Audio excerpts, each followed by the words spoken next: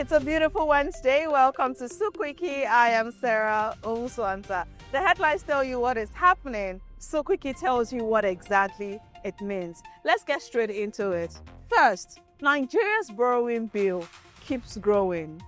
The federal government borrowed an additional 4.79 trillion naira in 2024 after the budget deficit exceeded initial projections. This matters because borrowing can help fund infrastructure and essential public services when revenue falls short. But the more government borrows, the more it must spend on debt repayment, leaving less money for sectors like healthcare, education, and infrastructure.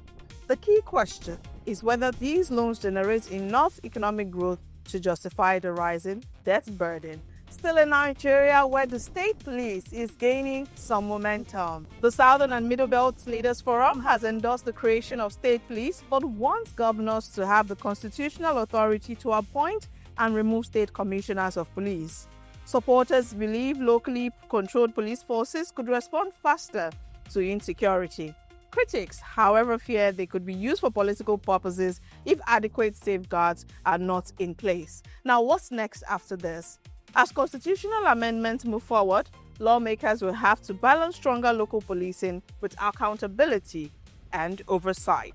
Now to the Middle East, where tensions are moving oil prices again. Oil price rose by more than $3 per barrel after fresh military action involving the United States, Saudi Arabia, and Iran renewed fears of supply disruptions. Higher oil prices can boost export earnings for Nigeria, but they can also increase fuel, transport, and production costs worldwide, adding pressure to inflation.